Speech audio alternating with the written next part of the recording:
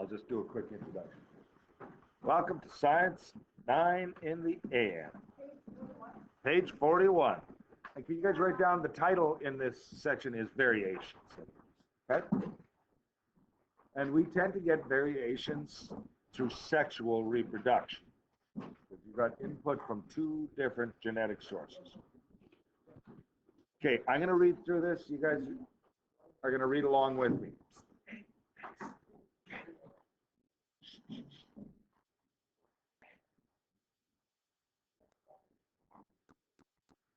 Okay, away we go. Penguin page 41.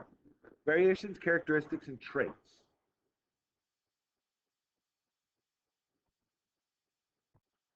So the title, variations, and you're going to go through the next three sections today and tomorrow. Let's just skim read through this as a group, and then we'll go. Variations, characteristics, and traits. In chapter 1, you learn that offspring produced through sexual reproduction inherit a combination of both parents' features or characteristics. Okay. In everyday language, characteristics and traits are used interchangeably. You don't use the word traits much, but anyways. But let's skip to the bold here. A characteristic is a feature such as eye color or wing shape, birds and stuff. Some characteristics, such as leaf color, can vary among offspring of the same species. A trait is a variation of that characteristic. So you got eye color, but within eye color, you got brown, you got blue, or wing shape. You got maybe a long one versus a round one. The variation that accounts, it is a variation that accounts for diversity. And at the picture of the penguins at the top, what ways could these penguins show variations? Well, I'm not going to get into that just because we're going to kind of go fast here. Well, let's take a quick one. What way could these guys, they look sort of all the same, but when you look closer, what kind of variations could you have? Oh, come on, guys. What's that? Height, first thing. I'm sure there's, if you look carefully, colors and stuff, they'll be, sure they're all black and white, but there's maybe some variations with the patterns. Wing shape could be, right? Okay, you got, okay. Height's the first one that came to mind. Okay. Not all traits are visible. For example, jack pines exhibit variations because some individuals can resist drought better than others. Magpies are birds. They show variation because some individuals can fly longer distances. Different individuals of the same species of bacteria can vary, making some more resistant to antibiotics. Okay? Now, there's a little activity there, but heritable and non-heritable characteristics. Is there an activity that we did in chapter 1? I forgot. Oh, I think that was the rolling the tongue and stuff. That's what it was. What are some different features that distinguish you from your classmates? Widow's peak, you know, hitchhiker thumb, we're tired about those. You're all humans. But the first things that come to mind is possibly eye color, hair color, shape of your nose, cheekbones, you know what I mean? What makes you just visually look different from height? You're all humans, but it's easy to tell each other apart just looking at the differences. Somebody might be described as tall, with brown hair and brown eyes. You might choose to describe a classmate by their talents. Oh, he's a really fast runner or something. Maybe someone's an excellent guitar player, record-breaking high jumper. Maybe someone's able to memorize the entire periodic table after looking at it for a few minutes. All these descriptive features are characteristics of people. But are they all passed down from your parents? Heredity, this is the next page. I'm going to just pause while I update the attendance here. Go ahead. Okay, heredity, this is the important word, is transmission of characteristics from one generation to the next. You've heard of this. I've inherited that from my mom. I inherited that from my dad. So, from a scientific viewpoint, heritable characteristics are characteristics passed from one parent to the offspring, the young. Some examples of inherited characteristics are eye color, hair type, skin color. Pea plants, there's some examples here, round and wrinkled seeds, and green and yellow seeds, and so on. That pea plants have the same characteristics. Non-heritable characteristics are ones that can't be passed on. If someone dyes their hair different color, that's not going to be passed on, right? So, okay. From a cultural perspective, Heredity is viewed differently by many different First Nations, particularly personality traits. The Dakota people believe that traits are inherited through spiritual means. When a woman's pregnant, she looks for a wise relative who leads a healthy and humble lifestyle. Often an elder is chosen. This person is called when the woman is giving birth so that he or she can be present for the delivery. The candidate is the first to take the baby and clean the baby's ears, eyes, mouth. Prayers are said and ceremonies are performed for the baby. It's believed that the fontanelle, the soft spot on your head, is the point of entry for the baby's spirit. Through the fontanelle, I got a slide here, the traits and characteristics of the candidate also enter the child. The Dakota call a trait or characteristic Ohantawa. Okay, and then there's an example given from the Dene. Anyways, that's up north here. Hey there. Yeah, I'm just skipping up to discrete and continuous variation. Have a seat, Lee, and you will need that now. Go ahead, grab it. As I update the attendance again. Okay. Discrete and continuous variation.